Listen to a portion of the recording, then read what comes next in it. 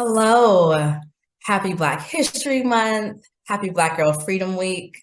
I am Regine Moore, Director of Constituent Relations at Walmart, and I am so excited to be here. I am thrilled to be joining Dr. Monique Couvson in the third annual Black Girl Freedom Week for a special presentation. At Walmart, we are committed and on a journey to advance racial equity in this country. 2.5 years ago, we made a commitment of $100 million over 5 years with our Walmart.org Center for Racial Equity to support those who are advancing racial equity in this country.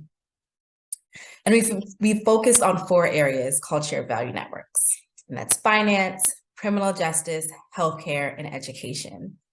And what we've been looking at is how our Walmart's core business capabilities and the opportunities to advance those inequities and working together. And I love the work that we do at Walmart, but I'm also so certain that we can't do this work without the continuous determination, effort, and just grinding from Black girls. And this is why I am just so excited to be here, Black Girl Freedom Week, and to fund Black girls and the work that they do every single day. But before we go into a really special presentation, I'd love for you, Dr. Couvson, to share more about Black Girl Freedom Fund and the $1 billion for Black Girls campaign.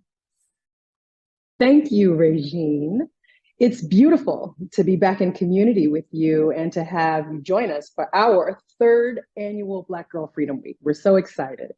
The Black Girl Freedom Fund is a part of the $1 billion for Black Girls campaign. And they were both born out of a call to action that was developed by me and 7 other powerful Black women with whom I've been working for decades. And in 2020, in the wake of the racial reckoning in this country, we saw many corporations and individuals make large financial commitments to Black communities. And so, we wanted to ensure that Black girls were not left behind in those narratives, in those investments, and those conversations. So we launched the $1 billion for Black Girls campaign with a B, $1 billion for Black Girls campaign, to ensure that Black girls would not be left out of those investments and to create opportunities, vehicles, and spaces for them to be centered. At G4GC, our vehicle for this work is the Black Girl Freedom Fund. And to date, we've moved over $7 million to more than 80 organizations around the country, including Puerto Rico. That is remarkable. I just want to lastly say, it is an exciting opportunity for us to engage Black girls as leaders, to tap into their wisdom, and to demonstrate to them that we believe they are sacred and loved. Oh, I love that. I love that. Congratulations on all that you've done thus far. And it's so exciting to see what you're going to continue to do. Thank you. How do Black girls play a role in determining the strategy and the priorities of the Black Girl Freedom Fund? Well, we know that Black girls, femmes, and gender expansive youth know what they need. They know what their peers and their communities need. And we also know that when we cultivate spaces for them to uncover their own brilliance and power, the possibilities are endless. That's why more than half of the grants that we award through the Black Girl Freedom Fund are actually determined through a participatory grant-making process where Black girls, femmes, and gender expansive youth are the final decision makers on who receives funding. It's exciting work, and it's a different orientation to this work. But I have a question for you. What is one story, Regine, about your own girlhood when you really had an opportunity to unpack and uncover your own power?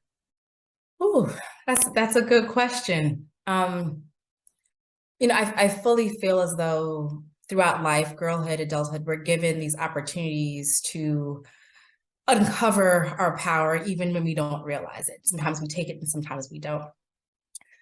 But what comes to mind for me is I was about to graduate college. I'm graduating college. And I know that seems adulthood, but I'm not grown yet. I'm just graduating college. So I'm still in my girlhood. That's right. And I'm a PK, preacher's kid. And, often we're called to the altar to speak or act, to do something. And that's always been very uncomfortable for me because I don't love the limelight. But as I was thinking about, okay, I'm being asked to come back to church and to give words of wisdom to high school students who are about to go to college and kind of speak about my experience, but also to encourage them as they move on. And I often go through these, what value am I going to add? What is it that I can impart to them? And I have the adults who are there who helped raise me, like, what is this going to be? And before I left Florida A&M to head back to New York for this speech, I saw the movie. I went by myself to see Aquila and the Bee. And there's a focus point in that movie, which is Our Deepest Fear by Marianne Williamson. And that was the core of my speech. And the first stanza, as you're very familiar with, our deepest fear is not that we are inadequate. Our deepest fear is that we are powerful beyond measure. It is our light, not our darkness, that most frightens us. We ask ourselves, who are we that we should be brilliant, gorgeous, talented, fabulous, but actually, who are we not? And it goes on to so much more, but I talked about this.